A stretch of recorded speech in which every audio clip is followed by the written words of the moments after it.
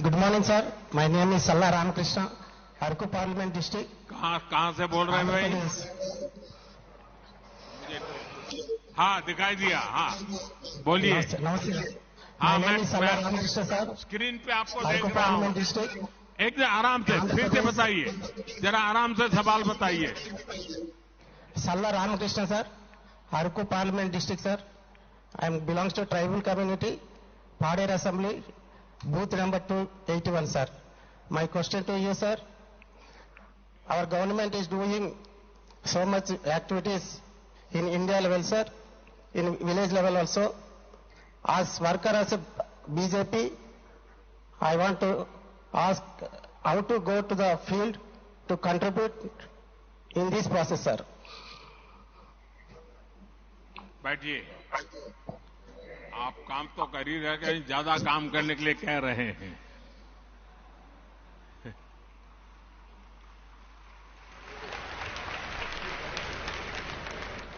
देखिए, कार्यकर्ता के दिल में और ज्यादा काम करने की भूख होना, ये भी बहुत बड़ी ताकत है।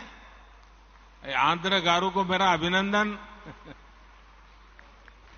देखिए, 2047 में जब हमारे देश की आजादी के 100 साल होंगे और हम देश को विकसित भारत बनाना चाहते हैं, लेकिन भारत विकसित तभी होगा जब गांव विकसित होगा। और इसलिए हर गांव का संकल्प बनना चाहिए कि 2047 के पहले हमें अपना कार्य क्षेत्र, गांव होगा, पंचायत होगी, नगर होगा, महानगर होगा, हमें उसे भी डेवलप बनाना है, समस्याओं से मुक्त करना है। और इसके लिए छोटे छोटे प्रयास ही बहुत बड़ी असर दिखा सकते हैं। जैसे कि हमारा गांव कैसे हरा भरा हो, कैसे गांव में स्वच्छता को लेकर हम अलग अलग कार्यक्रम शुरू कर सकते हैं, हम गांव में सोलर को कैसे बढ़ाएं, सोलर एनर्जी की गांव में कैसे आदत डालें। आज भारत सरकार सोलर एनर्जी पर इतना जोर दे रही है, हमारे भाजपा बूथ कार्यकर्ता ये ठान ले कि अगर किसी गांव में 100 घर है तो अगले 2 साल में वहां सौर ऊर्जा का ज्यादा से ज्यादा उपयोग हो। हमारे किसान हो, उनको समझाएं, सोलार पंप का उपयोग करिए, आपका पैसा भी बच जाएगा। ज्यादा से ज्यादा लोग कैसे सोलार लगवाएं, हम उनको प्रेरित करें। काम सरकार का नहीं है, जनता जनार्दन में ले जाने का एक सकारात्मक तरीका है। उसमें बैंकों से जो कैसे मदद मिलती है, उनको बैंकों से मदद कैसे दिलवाए, आर्थिक सहयोग बैंकों से मिलता है, उन तक कैसे पहुंचे, उनको इनकी जानकारियां हम कैसे दें। आप जानते हैं, केंद्र सरकार के प्रयासों से स्कूलों में ड्रॉप आउट रेट बहुत तेजी से कम होता जा रहा है, लेकिन फिर भी भाजपा कार्यकर्ता ये सोचे कि मैं जिस बूथ में काम करता हूं वहां कोई ड्रॉप आउट नहीं होगा। बेटा हो या बेटी 100% पढ़ेंगे, इसके लिए मैं काम करूंगा। मुझे बताइए, भाजपा के कार्यकर्ताओं को ये काम करना चाहिए कि नहीं करना चाहिए? आपका बूथ मजबूत होगा कि नहीं होगा? आपके गांव में से अशिक्षा जाएगी कि नहीं जाएगी? कोई बच्चा अगर बीच में स्कूल छोड़ रहा है, हम उसको पहचान ले, उसको मिलने जाए, उसके मां बाप को मिलने जाए, उसको स्कूल ले जाए, सेवा भी होगी, भाजपा का काम भी हो जाएगा। अगर उसको कोई आर्थिक परेशानी है, किताब नहीं है, लिखने के लिए नोटबुक नहीं है, आप गांव के 2 लोगों से कहेंगे आओ भाई इन 2 बच्चों के लिए भी 2 नोट ले आइए। उनको यूनिफॉर्म नहीं है, आओ भाई 2 बच्चों के लिए यूनिफॉर्म ले आओ। आप देखिए धीरे धीरे आप परिवर्तन ले आएंगे।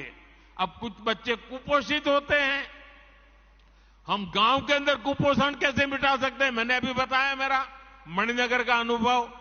हम गांव के लोगों को ले जा सकते हैं। इतना ही नहीं, किसी को कहेंगे भाई जन्मदिन आंगनवाड़ी में मनाओ, आपके पिताजी की मृत्यु की तिथि है आंगनवाड़ी में मनाओ, आपकी शादी की सालगिरह है आंगनवाड़ी में मनाओ, घर से कुछ बना करके ले आओ, चलो इन 30-40 बच्चे होते हैं खिलाओ, कुपोषण भी जाएगा और उनको अपना जन्मदिन मनाने का आनंद भी आएगा।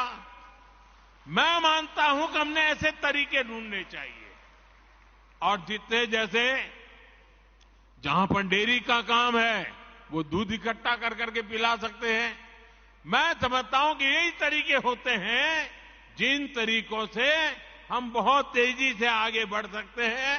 और मैं मानता हूं इसका आदत लोगों को भी लगेगा, ऐसा नहीं है कि नहीं लगेगा। और इसलिए मेरा आग्रह है कि हम इन बातों को ज्यादा महत्व दें।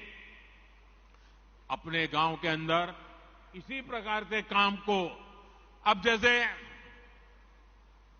अंकुरित मूंग होता है, अंकुरित चना होता है, अपने घर में करें 100 ग्राम, इतना अंकुरित हो जाएगा। आपने वहां बांट दिया आंगनवाड़ी में, आंगनवाड़ी के बच्चों का कुपोषण से लड़ाई लड़ने की ताकत आएगी, पोषण बढ़ेगा। देखिए सरकार की योजनाओं से ज्यादा समाज की शक्ति जुड़ जाती है तो निश्चित परिणाम अवश्य मिलते हैं। और हम चाहते हैं कि 2047 भारत को विकसित बनाना है, तो ऐसी हर छोटी चीजों को, हर समस्या से हमें मुक्ति लेना नहीं है। वो और मुक्ति हम लाएंगे तो हम परिणाम लाएंगे। आप जानते हैं कि देश में नई नेशनल एजुकेशन पॉलिसी बनी है। उसमें एक बात कही गई है कि बच्चों को प्रैक्टिकल नॉलेज, पढ़ाना कम, सीखना ज्यादा, टीचिंग नहीं लर्निंग। ये जब आया है, क्या कभी हम जाएं स्कूल में और मास्टर जी से बात करें कि चलो आज बच्चों को हम जरा बाहर ले जाते हैं, मैं भी साथ में आता हूं और बच्चों को बताएंगे, देखिए भाई बरगद का पेड़ कौन सा है, चलो देखो, नीम का पेड़ कहां है, देखो, चलो ढूंढ के लाओ कौन सा पेड़ है, फूल है तो कौन सा फूल है। बच्चों की पढ़ाई भी हो जाएगी। कभी कोई कुम्हार होगा गांव में, चलो भी आज कुम्हार के घर जाएंगे, वो मिट्टी को कैसे काम करता है, मिट्टी में से घड़ा कैसे बनाता है।